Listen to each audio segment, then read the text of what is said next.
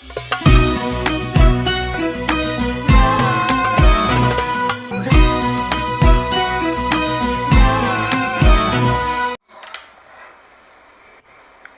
apa hukum mencicipi masakan di ujung lidah ketika puasa, tapi tidak sampai ditelan? Yang membolehkan mencicipi masakan itu mazhab Hambali. Karena rasa itu di ujung lidah. Ada di sini sensor perasa di ujung. Nah, asin, asam, pahit di ujung. Nah, asal terasa. Habis itu ludah kan. Tuh. Karena yang dimaksud membatalkan puasa itu adalah idkhalu syai' ilal jawf. Idkhalu syai' ilal jawf. Memasukkan sesuatu ke dalam rongga. Yang dimaksud dengan rongga itu apa? Yang dimaksud rongga itu adalah ma'idah, lambung, wal am'a, usus, lambung. Mencicipi itu di ujung sedikit. Nah, itu pendapat mengatakan tak batal. Tapi saya pribadi tidak mengamalkan. Saya kalau masak bulan puasa, saya agak-agak aja dengan garam. Nah, udah. Tak pernah saya cicipi. Seumur umur saya tak pernah mencicipi bulan puasa. Tak pernah cicipi. Tapi perlu saya ceritakan, mana tahu nanti ada dengar ceramah. Ada ustadz yang boleh kan? Nah, itu dia pakai satu qaul, satu pendapat dalam mazhab Hambali. Alasannya apa? Ya itu alasannya. Tapi saya kalau dalam masalah fikih saya termasuk yang ketat. Maka saya tidak. Tapi ada ustadz kami mengatakan mencicipi aja pun batal Pak Ustadz. Mungkin 2 kilo pula dicicipi. Dari pagi sampai sore mencicip aja.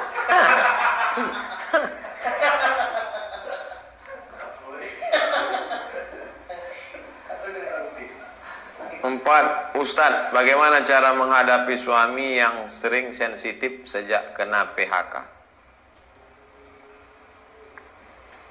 Memang sejak wabah corona ini, Ibu, orang sikap sensitivismenya meningkat.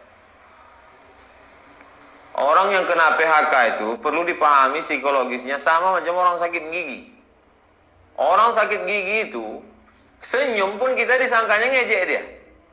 Senyum kita, hai, apa kau ejek-ejek aku?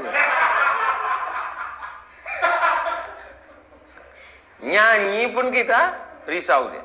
Apalagi nyanyi lebih baik sakit gigi daripada sakit hati.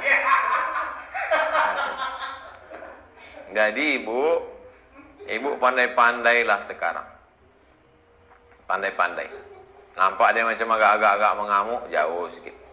Udah agak-agak dingin, dekat. Apalagi udah dekat azan-azan maghrib.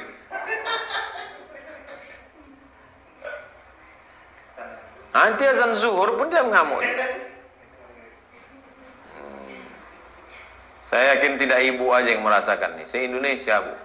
Berapa karyawan kita yang sudah di PHK? Hotel-hotel tutup, pabrik-pabrik tutup. Oleh sebab itu memang luar biasa sensitif. Dan orang yang emosi ini adalah siapa yang paling lemah di situ? Nah, itu yang dihamuknya. Dia mau ngamuk ke direktur, tak berani. Mau ngamuk ke security, tak berani. Mau ngamuk ke polisi, tak berani. Ngamuk ke DPR, tak berani. Siapa yang paling lemah di situ? Ibu lah dia mau. Memang nasib ibu lah, kasihan. Itulah maka sorga itu diletakkan di bawah tapak kaki ibu. Sabar-sabarlah ibu menghadapi. Sabar-sabar, Bu.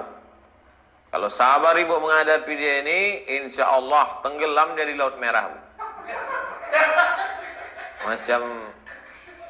Macam Asiyah menghadapi Fir'aun. Tidak hanya ibu yang menghadapi itu, seluruh Indonesia, Bu. Banyak-banyak bersabar, banyak-banyak berzikir. Terakhir Ibu Desi, Ustadz bagaimana cara membebaskan diri dari perbudakan pekerjaan? Banyak sekarang orang diperbudak pekerjaan. Apa batasannya? Nih, jangan nanti besok semuanya, ini kan sekarang kerja di rumah nih. Tiba-tiba ditelepon sama atasan. Assalamualaikum. Waalaikumsalam. Gimana laporan kerjaan selama di rumah? Jangan sampai kita diperbudak pekerjaan.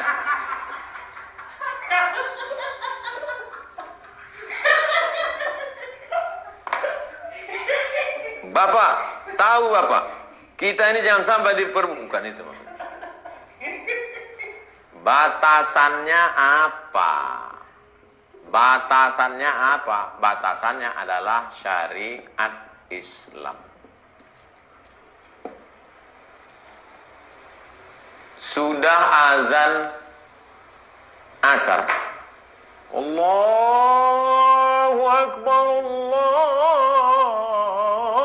Akbar. Dia laporan dia lagi. Bang, abang nggak sholat asar, kata bininya. Ini laporan ini penting, nggak cair THR nanti. Udah hidup udah susah, jangan bikin susah. Udahlah di kantor susah, corona lagi, kau pula lagi susah. Ku lemparkan laptop ini nanti. Jam jalan juga, dia terus juga. Sejam udah. Abang tak sholat, kata bini. Itulah gunanya waktu sholat itu dibuat Allah panjang. Udahlah mau azan-azan maghrib, abau. Itulah orang diperbudak jabatan. Itulah orang diperbudak kerja. Jadi batasannya dalam Islam ini ada. Batasannya bukan rasa-rasa.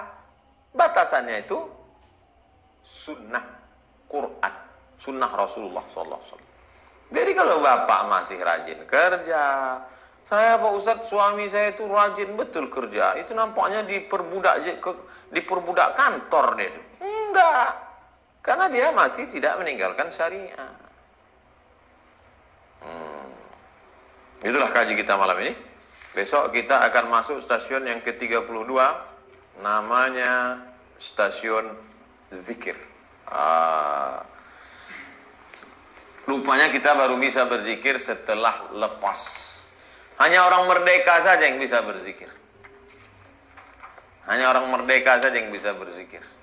Orang yang masih diperbudak pasar, maka mulutnya berzikir, hatinya di pasar.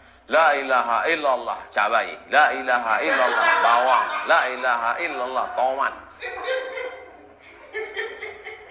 Orang yang masih diperbudak kantor, maka zikirnya zikir kantor. La ilaha illallah SPPD, la ilaha illallah gaji 13, la ilaha.